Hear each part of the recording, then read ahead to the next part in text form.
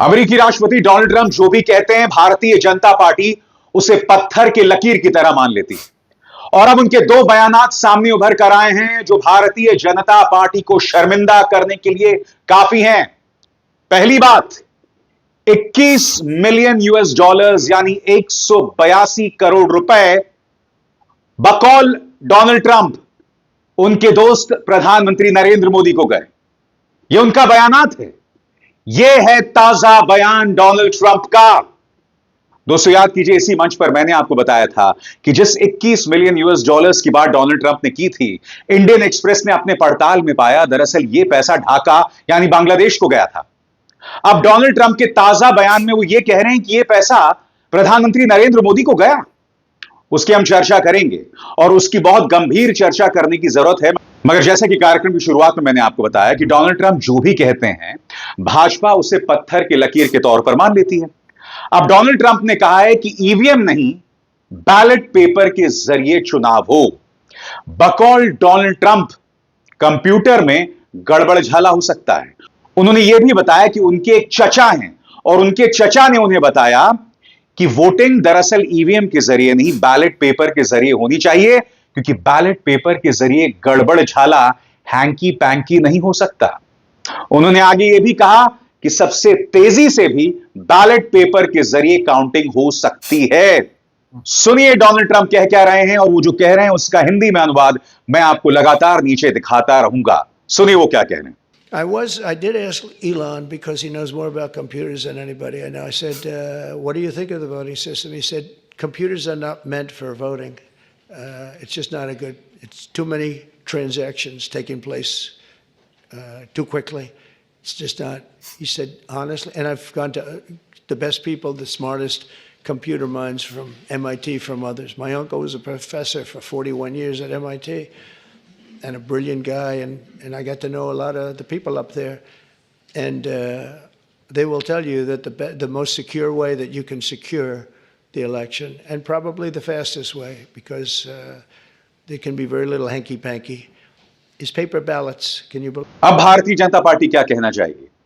क्योंकि जब अखिलेश यादव कहते हैं कि भाई चुनाव बैलेट पेपर के जरिए होना चाहिए, जब तेजस्वी यादव कहते हैं चुनाव बैलेट पेपर के जरिए होना चाहिए, जब राहुल गांधी ने ईवीएम पर सवाल उठाए, तब क्या हो रहा था? तब लगातार उन पर प्रहार किया जा रहा था कि ये तो वो लोग हैं जो चुनाव हार गए।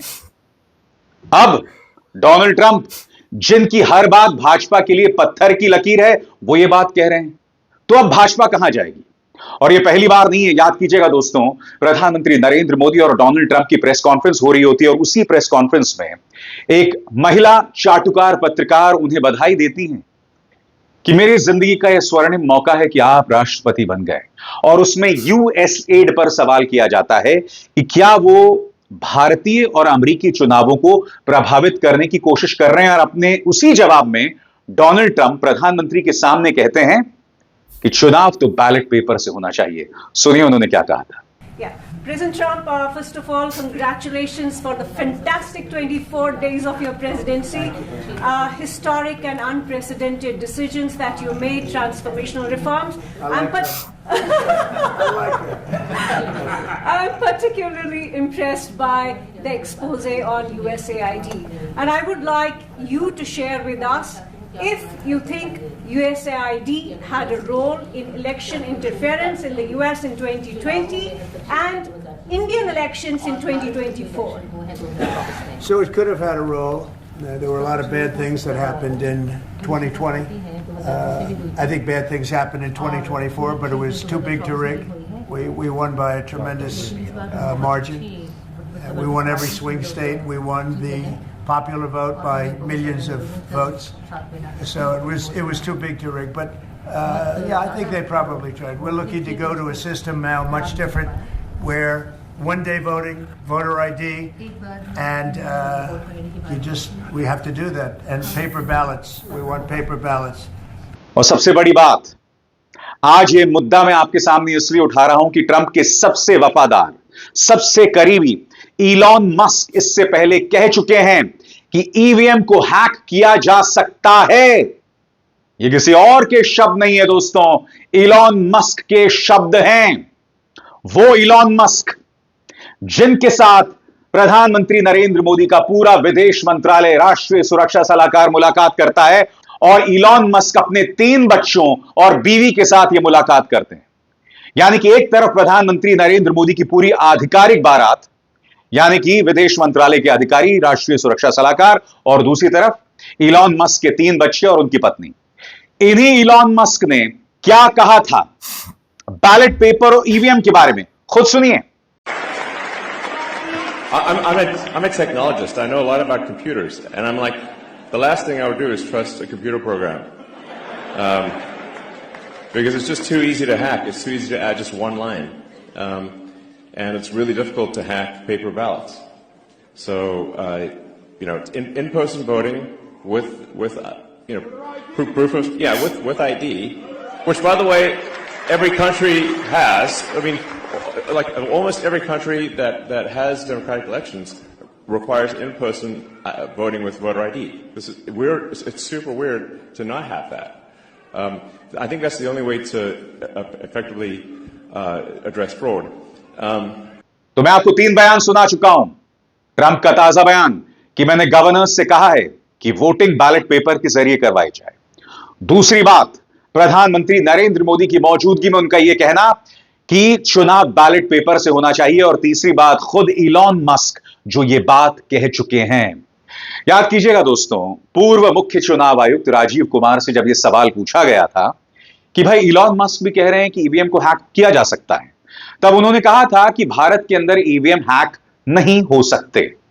मैं एक बात स्पष्ट कर दूं दोस्तों, मैंने ये बार बार कहा है कि मेरे पास इस वक्त ऐसे कोई प्रमाण नहीं है कि ईवीएम को हैक किया जा सकता है। यह मुद्दा मैं आपके सामने क्यों ला रहा हूं? इसलिए ला रहा हूं कि ट्रंप जो भी कहते हैं, बगैर उसकी पड़ताल किए भाजपा उसे पत्थर की लकीर मान देता है और उसके जरिए वो अपने ही देश के लोगों पर निशाना साधता है, टारगेटिंग करता है। चाहे वो राहुल गांधी हो, मीडिया हो जो उनसे सवाल करता है, चाहे विपक्ष के तमाम नेता हो। अब डोनाल्ड ट्रंप ने ईवीएम को दरकिनार करके बैलेट पेपर की बात की, और सबसे बड़ी बात जो उनका ताजा बयान है जिससे भूचाल आ गया है, उन्होंने कहा कि 21 मिलियन यूएस डॉलर्स तो उनके परम मित्र प्रधानमंत्री नरेंद्र मोदी को गए। अब इस पर भाजपा का क्या कहना है? कल इंडियन एक्सप्रेस की पड़ताल के बाद कि दरअसल वो 21 मिलियन यूएस डॉलर्स बांग्लादेश को गए थे और ऐसा कोई भी ट्रांजैक्शन भारत में नहीं आया है, तब इसके जवाब में भाजपा ने जो प्रेस कॉन्फ्रेंस किया था, इस मुद्दे का सीधा जवाब नहीं दिया। और अब सुनिए डोनाल्ड ट्रंप कह क्या रहे हैं, प्रधानमंत्री का नाम ले रहे हैं। सुनिए वो क्या कह रहे हैं। Participatory political process in Moldova, and $21 million going to my friend Prime Minister Modi in India for voter turnout. We're giving $21 million for voter turnout in India. What about us? I want voter turnout too, Governor. $29 million to strengthen the political landscape in Bangladesh.